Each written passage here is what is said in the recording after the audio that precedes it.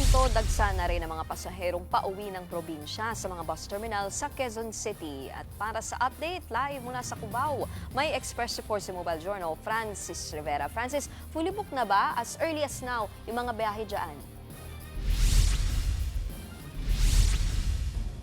Nikki, wala pa rin tayong naitatalang fully booked na biyahe sa mga napuntahan nating bus terminal dito sa Cubao.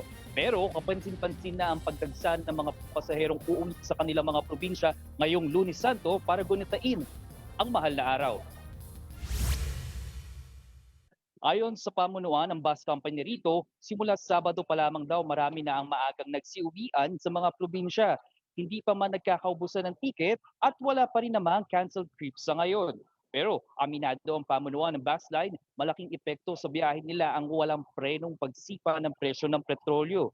Yan ay lalo pat hindi sila pwedeng magtaas presyo ng pamasahe alinsunod sa utos ng Pangulo. Kaya ang solusyon ng mga bus unit dito, fuel conservation measures o pagtitipid sa konsumo ng diesel. Tulad na lang ng pagsuspindi sa free departure privilege at zero idling o pagpatay sa makina at aircon ng mga bus. Buksan lamang ito 5 minuto bago umalis ang bus sa takdang schedule. Kaya ang mga pasahero tambay muna sa waiting area. Samantala, tuloy-tuloy naman ang dating ng mga pasahero dito sa Cubao. Ang iba ay open for walk-in at online reservation pa rin.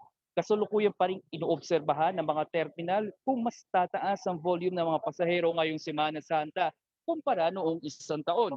Ang iba kasi sa nakausap natin pasahero, mas pinili na lang mag-commute kaysa gumamit ng sariling sasakyan para makatipid sa gas.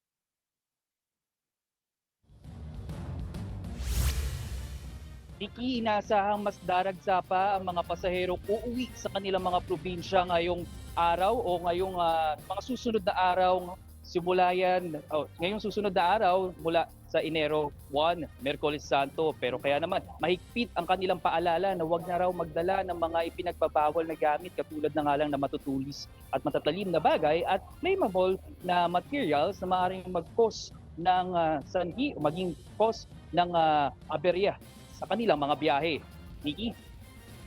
Francis, meron ba tayong abiso na may mga bus company na magbabawas ng biyahe o mga bus ngayong Holy Week katulad nga dun sa PTEX na nauna nating napaulat na merong pagbabawas ng mga biyahe? Dito ba wala naman?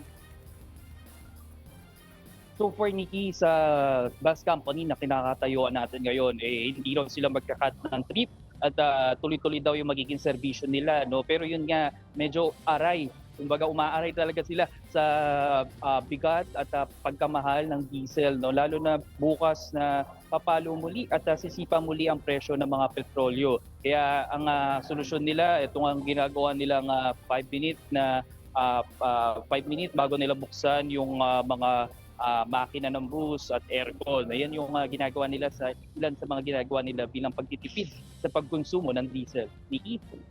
Yan ang Express Report ni Mobile Journal, Francis Rivera, live mula sa Cubao, Quezon City. Mga kapatid, Nikki de Guzman po. Para sa pasada ng mga rumaratsyadang balita, mag-follow at mag-subscribe na sa social media pages ng News 5.